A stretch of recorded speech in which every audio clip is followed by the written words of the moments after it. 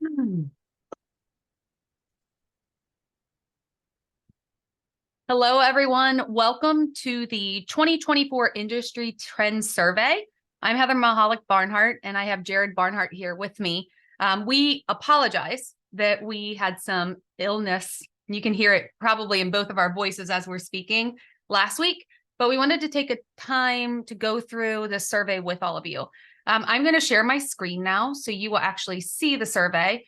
And just keep in mind that you can get access to the entire paper at the end, and we will provide you what you need to do that. So when we look at the trend survey and what we saw, some key things that I want you to keep in mind is we surveyed over 2,000 people responded to this. So we put it out to everyone. We had 2,000 people from over 100 countries, and people list themselves as examiners, prosecutors, investigators, and agency managers. So when we look at this, that's what we're going to be taking a look at. When we look at this slide here, this is interesting. So when you compare DNA to digital evidence, which is more crucial in an investigation? I did the Chris Cuomo show in 2023, earlier this year. And I remember this was a potential question that was going to come up. And I was uncomfortable because I have been in a position before where I was asked this and it turned into an argument. Something that I think we can all think about is when you look at the Long Island serial killer, or you consider something like Idaho murders, DNA led you to the evidence, but in reality, the digital evidence, I think, is what closes the case. Jared, I don't know if you agree or disagree with that. Yeah, I mean it's certainly a tricky topic. I know historically we talk about the CSI effect, and it wasn't digital things; it was all fingerprints and blood stain and things like that. I think an interesting thought though is if we treated every cell phone that we collect in investigations the same way we would treat that blood stain on the floor, and how carefully those things are collected in the procedures and processes around that physical evidence. I think that we might actually see these numbers go up a little bit if we were taking a look at those digital witnesses in our mobile devices. That's a really good point. So, looking at the investigations that we're seeing and the way that people responded, not really surprisingly here, we see smartphones significantly higher than the rest. I think the important comparison here, though, is really to computers. About 10 years ago, it probably would have been the opposite, where computers were heavily being investigated in many investigations.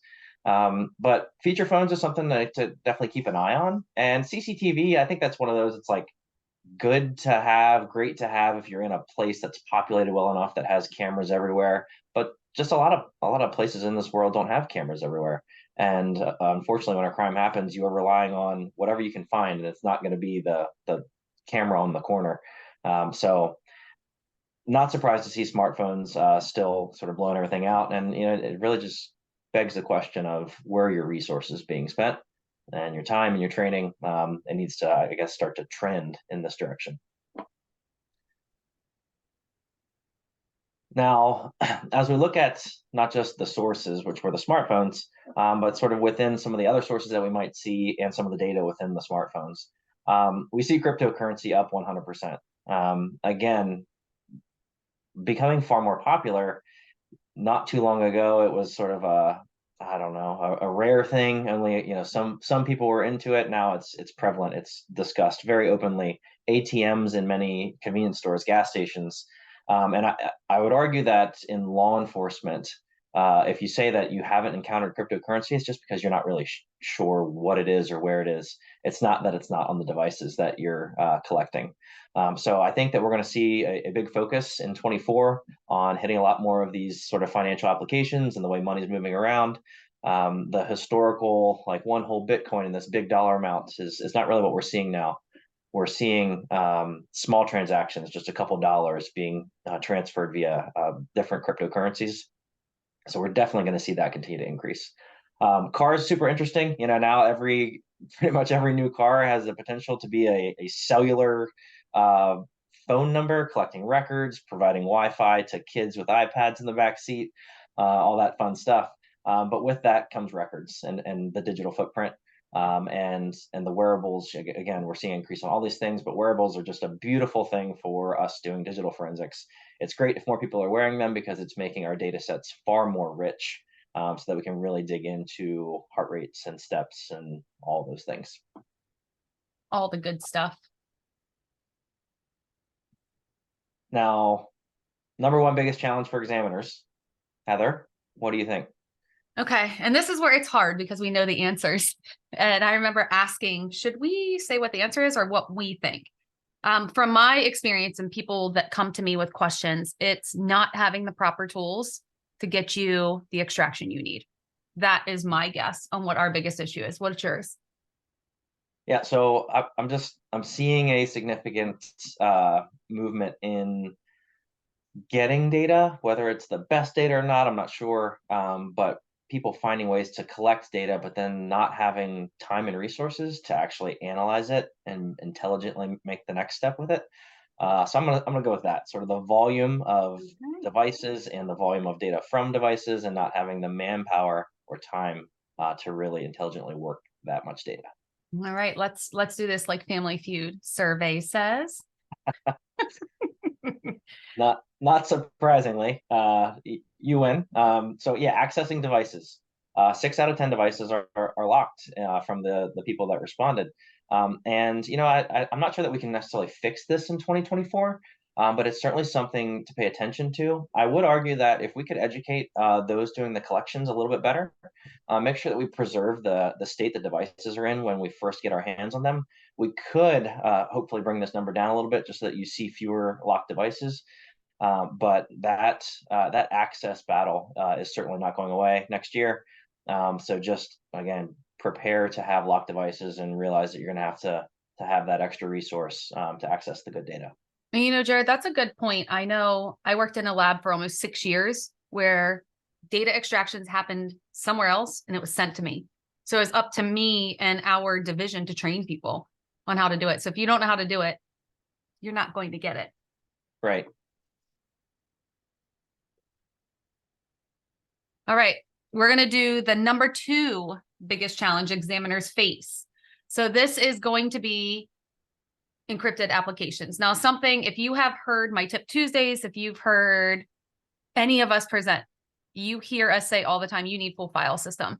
I think one of the biggest issues, and Jared and I just talked about this on our last episode of the Dig For, was you don't know what you're getting if you don't open the extraction. If you're not getting full file system, you definitely are not getting encrypted applications. If you have an Android device and you're only getting advanced logical, you are not getting encrypted applications. So you need to make sure you understand and go back to that first one and get access to what you need and make sure that you open your extraction. I cannot stress this enough. I think you're starting to include that in some of your DFU talks, Jared, but make sure you got what you expected. Yep. I think you should assume you have one attempt with every device. All right. What about this one, Jared? So you used to work in a smaller police department. I was always a part of I like to call them rich labs. And I know that sounds awful, but we had every tool that was accessible. If a new tool came out for mobile forensics, we got it.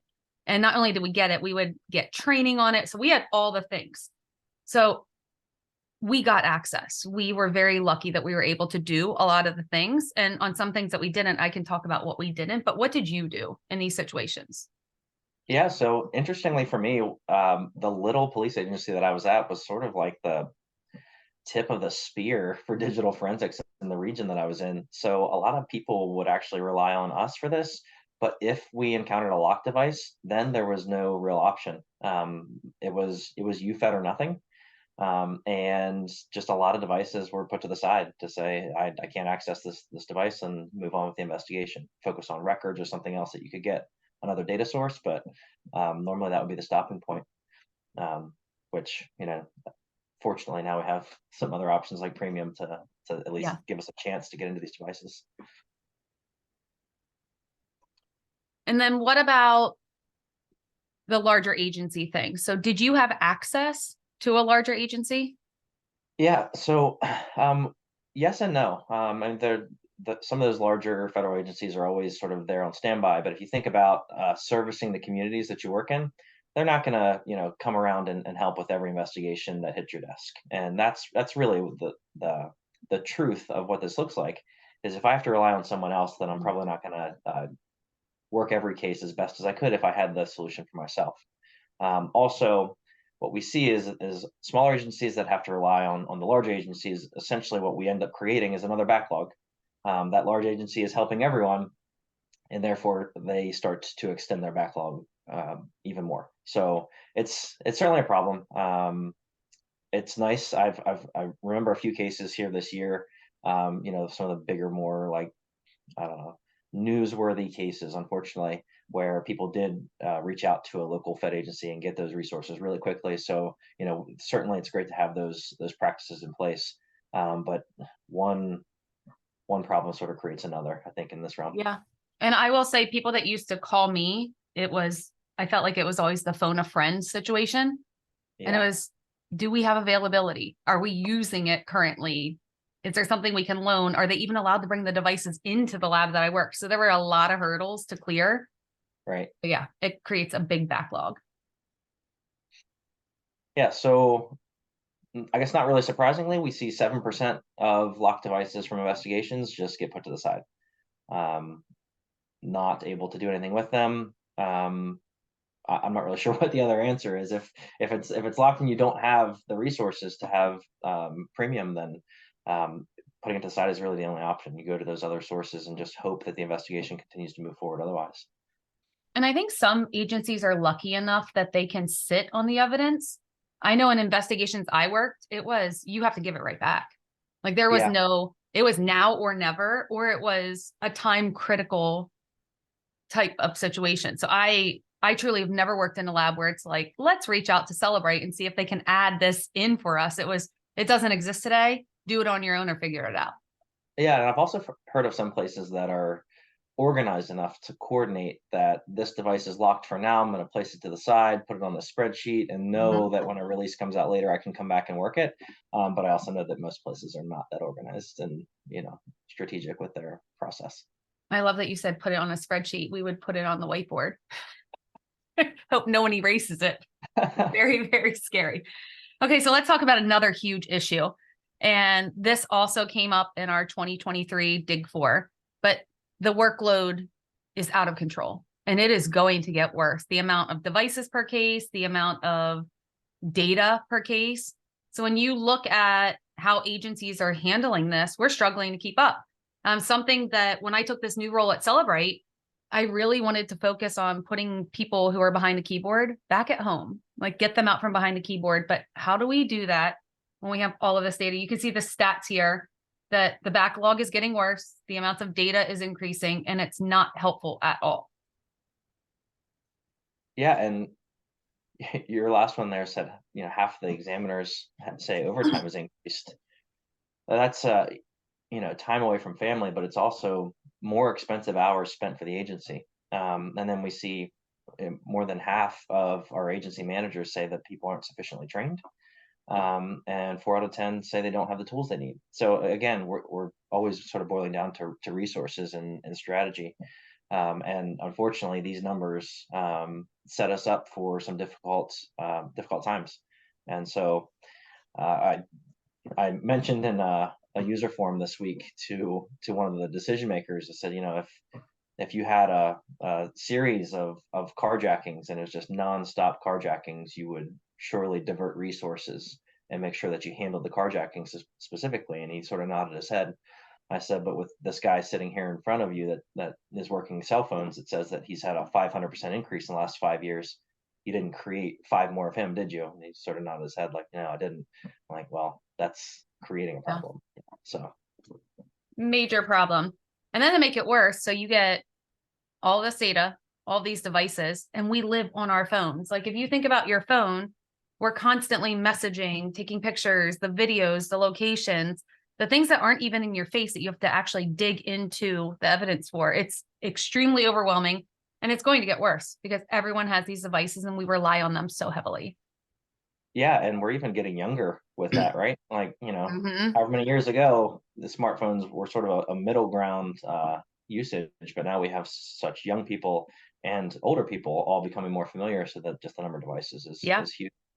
Um, so how are we managing this data? 80% are still using USB thumb drives or portable hard drive disks. Unfortunately, I've seen this way too many times.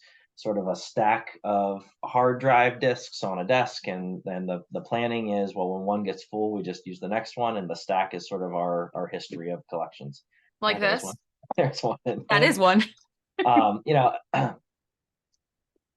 again at the user forum this week, very consistently, everyone's saying we don't have a long-term storage option, and realizing that this is no longer going to be viable. So we're seeing. I think people are acknowledging this trend. It's just planning now and implementing that plan. Um, so why not use USB thumb drives?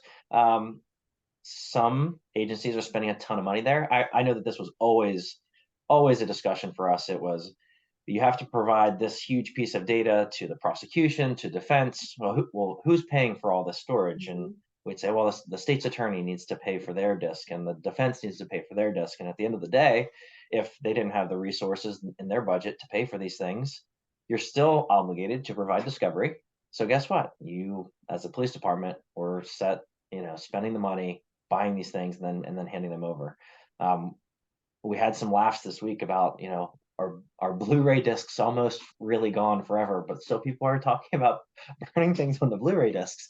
It's just not manageable.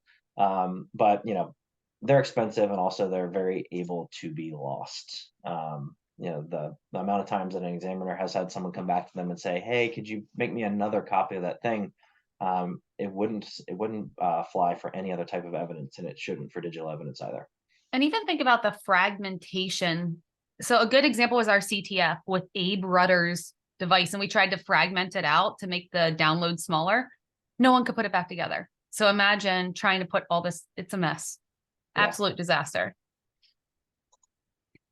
All right, so to chime in on more of disasters, with all of the inefficiency, like we just talked about, the hours wasted, and what happens if someone doesn't know who to go back to? So think of my situation that I told you, where extractions were created in other countries and then sent back. What if I didn't know what to do? If I had multiple USBs with the data spanning across it? So lots of wasted hours, lots of wasted time. Unfortunately, you hear a lot about lost data. So even tracking and the evidence nightmare of chain of custody, it's absolutely awful with all this chaos. Yeah, I had a training class probably, I don't know, not too long ago, but at the end of the class, everyone was pretty comfortable. Okay, I feel good about what I've learned. And then sort of a hand shot up and said, "Can you teach me how to split these into CDRs?" And I was, Oh, CDRs, and they said, "Yeah, my job is putting reports onto CDRs. That's what we have." oh, Please point me to your decision maker. The amount of time you're spending making CDRs can be fixed by, just switching to another option. So unfortunately, it's a reality. So for our investigators, 2/3 agree that the case backlog would look better if they had better investigative tools. Again, our forensic units are now recovering such huge amounts of data. And if we really dig in, if you spend the time, you could spend forever working one single case. And where do you find that balance? I think is the tricky part. But the one thing that we know for sure is that the forensic units are passing off these cellular reader reports, these big chunks of data, and then the investigators are, it's just at their, hopefully, mercy of finding the right thing quickly, and if not, just sorting through. So certainly something needs to be done here, and we definitely see a lot of time wasted with inefficient review processes. and speaking of inefficient review, these stats are kind of frightening. 6 out of 10 are using inefficient manual methods. And I know I have been guilty of this too.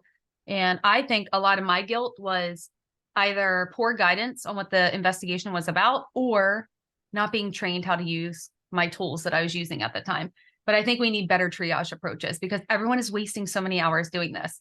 The second one, and I know this stat shocked a lot of people at Celebrate, the 1 in 3 are using highlighter and paper. I have done this for years. I'm not going to lie. In my last lab, before coming to Celebrate, I would still print things and highlight things and then slip them into the case file. So I also would do this, especially if, so I worked in a place where different clearance levels were allowed in certain rooms. So I would have to print out things and take it up to an Intel analyst and say, what does this say? Because it wasn't in English. And she would sit there and tell me what it said, and I would take notes and then go back and open my case and try. It was chaos, complete chaos. Not good. Yeah, definitely not.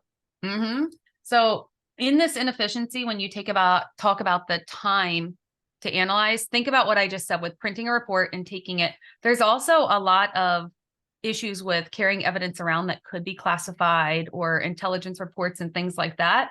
But we need a way to be better. We need to, I would say the biggest thing in 2024 is becoming more efficient, more reliant upon the solutions and tools that we know we can trust. And that's a big thing. You always need to validate. So you have to have an examiner willing to tell you if an artifact is actually an artifact created by a user, but we need to find a way to eliminate some of the stuff that we're doing here.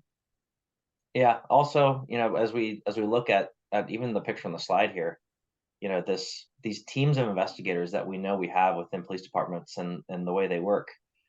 So many times, just the way that information, digital evidence is shared between people, it becomes small silos of, if at the crucial moment in the investigation, you could share that thing out to 8 people at one time, and then they could all work one piece of it, you could very quickly be moving forward. But instead, we tend to see this, here's one thing for you to do, and that person is now facing an insurmountable task of trying to find all the things as fast as possible. So I think breaking down the silos and finding ways for people to collaborate within investigations will definitely help a lot of the issues that we're seeing. So our goal, as I said before, is always to give you your time back. Does Celebrate have all the answers to that right now? No, but it's something that I think every company needs to be aiming to. When you think about the amount of time people spend just doing specific things, it can be awful. I remember during my internship, now I'm going back years and years and years, but during my internship, there was a case where someone said she was kidnapped from Walmart, and I watched hours of CCTV just looking for a van to pull up.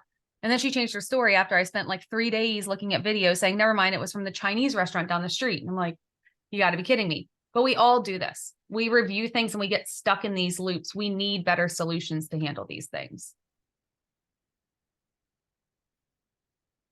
So when we look at the challenges, and we encourage you, on the next slide, we'll give you the QR code to scan to read the paper. We'll also put a link in the chat or where this is officially being posted after everything is aired. But we want you to read the paper and then think about how you can do these 3 things. So thinking differently, agencies need to embrace forward thinking. You need to encourage people to realize that things are changing, technology is changing, and we have to keep up. If you aren't keeping up, you are always going to be falling behind, and you're going to waste a lot of hours. Yeah, and to add to that, we have to act differently. So I always kind of make this joke in police work. We never take a minute, call a timeout, and sort of assess our processes. Like, is what we used to do still the best way to do this thing?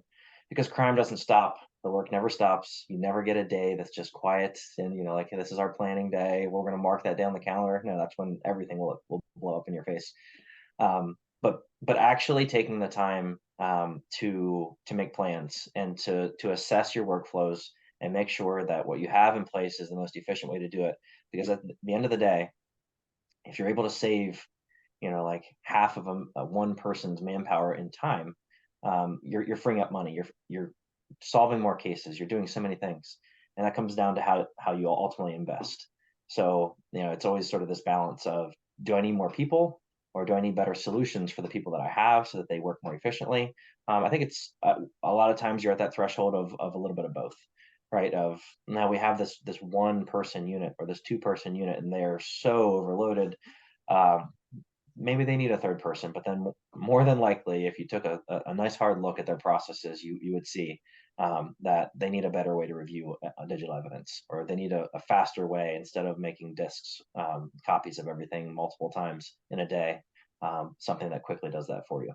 freeing up time, freeing up resources will make the efficiencies come out. And to chime in on what you just said, invest in those things that give you more freedom back in your schedule, that are make you more efficient, that help people do their jobs a little bit better and a lot faster. So efficiency is always wise. And people, I think, need to be willing to change their mindset on how they have purchased things in the past and invest in what is going to be the best for everyone. Okay, to close out, here is the QR code that you can use.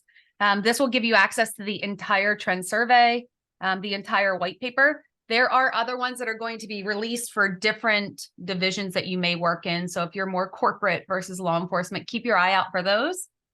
Jared and I thank you for taking the time to listen to us. And again, we apologize for the colds and the issues with the voices and all the things, but thank you so much.